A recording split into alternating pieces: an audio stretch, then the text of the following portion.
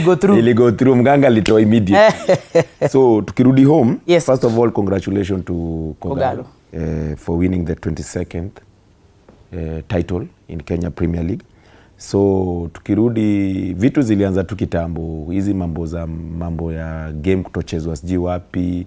Then ukiangalia poa, AFC they are not been competing for title. They have been competing against Gor Mahia. Gor Mahia have not been competing against AFC. They have been going for title. But AFC neja kwa compete ya title. Imekuwa tu ikiangalia venye goli inacheza, maneno kwa mtandao nini. At the end of the day, hiyo game ya ni game gani ili kuchezwa? Hii game Mara Sugar. Gor na Mara, yeah. Imekuwa na issues. So AFC what they had to do wangefaa kupiga tu Bomet. Hiyo tu. Hiyo game ya Gor maybe leo kesho ingechezwa. Au angefaa tu kupiga Bomet. So sasa hii ukiangalia hata kwa vitu zinaongelewa kwa mtandao inaudhi. If we really have to make football isonge mbele, umefail, yes, then accept as a sportsmanship, una accept yenye imeenda, tulicheza party yetu imekata, because when you lose and then you start bringing problem to Gor Mahia na ume lose game yako, unakosa kuwa na sportsmanship ndani yako, because you have not been playing Gor Mahia again each and every day. Kuna dawa opponent wengine, so motivation pia imesaidia. Gor ukiangalia hata ukienda kucheza game mahali kuna venye wanalikamua do inawekwa, and then sponsorship, in term of sponsorship, TV rights, wana deserve to win league ukiniuliza, cause even nimekuambia in terms of support and everything wana deserve. Then another thing naweza sema Gor wamebeba ligi, but to me venye tu tuliongea about Manchester, quality of players in Gor Mahia, hapo ndo sasa tunataka kuona sasa blanda. Hii quality Gor iko nao sasa haiwezi cheza CAF. Katela haiwezi cheza, itacheza yes juu fixture iko, but competing for CAF itakuwa ngumu. Watarudi pia warudi soko. Hiyo tunaweza sema. Before we see the highlights and what the coaches have to say, Dollar Stanley, Gor Mahia winning the title.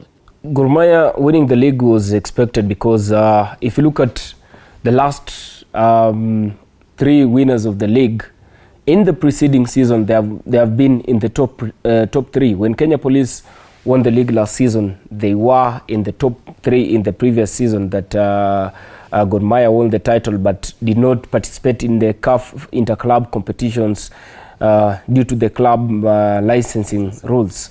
So Gor Mahia brought in a coach from Ghana, that is Charles Akonor, former Ghana captain, former Wolfsburg midfielder, had massive success in his playing career, and now came in as a coach with his full technical bench. I think that has to be one of the first time in Kenya that we saw him coming with his assistant Kobe Bismarck, as well as the goalkeeper trainer and the data analyst. But one of the catalysts of Gor Mahia's success this season has to be they have found a way of getting the points when it mattered the most, especially in the dying minutes. Look at the game against Shabana. They won in the 82nd minute or 84th minute, that header from Alpha Chris Onyango. The same happened against AFC Leopard. In like around the 82nd minute, they struck and won the game. Against Kenya Police, they got a very late draw. Against Murang'a Seal, they won late on in the first leg and also in the second leg. So Gor Mahia this season found a way of winning, but as I said in the earlier show last week, the biggest catalyst for their success this season has been the mid-season transfer window. They made some very good business in bringing in Ebenezer Sifua, Frank Odhiambo, as well as Jackson Duang, and that has catapulted them to the trophy. But for AFC Leopard, after a massive underperformance in the last few seasons, this should be a building point. Now go in and get some 3 or 4 quality players that are coming in to elevate the squad, not just any other squad players. This season they signed some very good players.